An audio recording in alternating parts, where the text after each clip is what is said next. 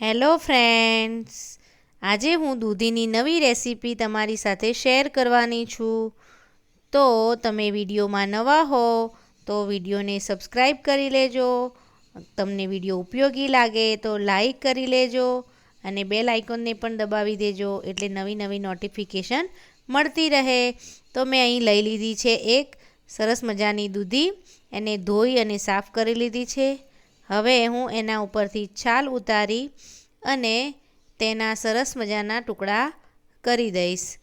ત્યારબાદ એ ટુકડાને આપણે નાખીશું મિક્સર જારની અંદર. તો હું બનાવવાની છું એક અલગ રેસીપી. તો એના માટે મેં લઈ લીધો છે મસાલામાં લીલા મરચાં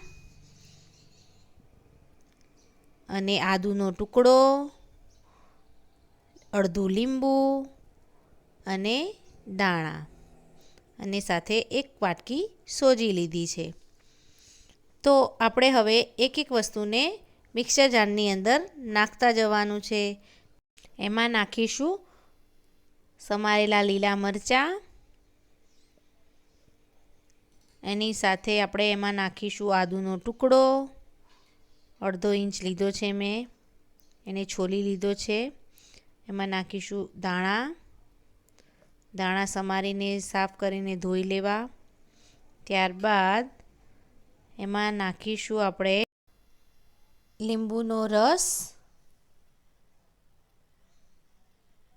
ખટાશ તમારે જેટલી જોઈતી હોય એ પ્રમાણે નાખવાની. આપણે ખટાશ માટે દહીં અથવા તો છાશ પણ એડ કરવાના છીએ, એટલે એ પ્રમાણે લીંબુનો રસ એડ કરવાનો. હવે એમાં થોડુંક મીઠું નાખી દઈએ, મેં ઓછું નાખ્યું હતું. હવે 2 વાટકી ભરીને હું એમાં છાશ રેડી દઈશ. છાશની એટલી ક્વોન્ટિટીમાં રેડવાની કે આપણે ખીરું વ્યવસ્થિત બને, વધારે ઢીલું થઈ જાય એવું નહીં. હવે એમાં આપણે અડધી વાટકી સોજી એડ કરી દઈશું, કારણ કે મિક્સર જારમાં વધારે જો ભરાઈ જશે તો એ ફરશે નહીં. તો અડધી નાખી અને આપણે એને ક્રશ કરી લઈશું. તો હવે આપણે ફરીથી બીજી અડધી નાખી અને મિક્સરને ફેરવી લઈશું.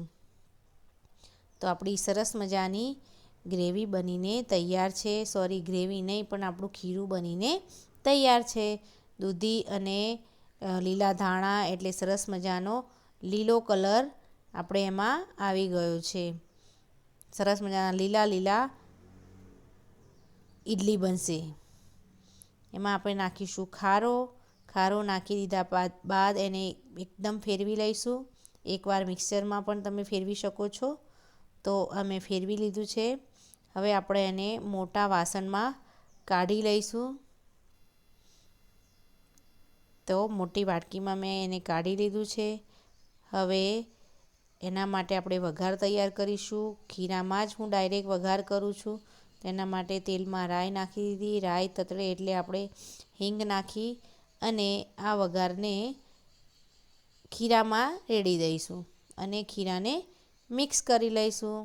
તો આપણું ખીરું તૈયાર છે. પાછળથી વઘાર કરવાની ઝંઝટ નહીં. તો હવે એને મિક્સ કરી અને આપણે સાઈડમાં બીજા ગેસ ઉપર આપણે મૂકી દઈશું કુકર. એમાં પાણી રેડીને ગરમ થવા. બાજુમાં આપણી જે પ્લેટ છે ઈડલીની, એમાં આપણે તેલથી ગ્રીસ કરી દઈશું, એટલે આપણી ઈડલી ચોંટે નહીં. તો બધા જ ખાના મેં તેલથી ગ્રીસ કરી લીધા છે.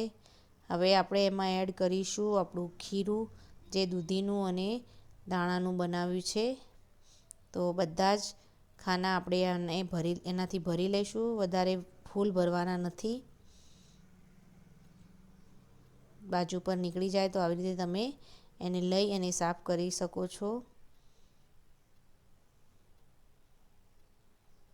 તો આ બધા જ ખાના આવી રીતે આપણે ચમચી વડે ભરી લેવાના છે.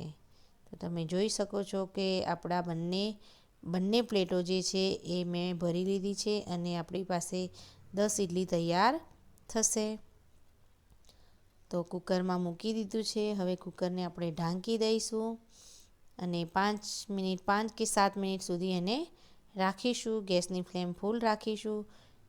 તો તમે જોઈ શકો છો કે 5 થી 7 મિનિટમાં આપણી દૂધીની ઈડલી તૈયાર થઈ ગઈ છે. સરસ મજાના લીલા રંગની અને ઉપર રાઈના દાણા પણ દેખાય છે. તો તમે જોઈ શકો છો કે આપણી ઈડલી ફાટી ગઈ છે. એનો મતલબ છે કે એ ચડી ગઈ છે. સરસ મજાની સ્પંજી અને થિકનેસ પણ એની વ્યવસ્થિત આવી છે. તો આવી રીતે તમે જો નાસ્તો દૂધીમાંથી બનાવશો તો બાળકોને દૂધીનું જે પણ પોષણ છે એ મળશે અને બાળકો હોશે હોશે ખાશે. તમે પણ ટ્રાય કરજો આવી ઈડલી બનાવવાનો અને મને કમેન્ટમાં જણાવજો કે તમારી ઈડલી કેવી બની. એ બીજા વિડીયોમાં ત્યાં સુધી બાય.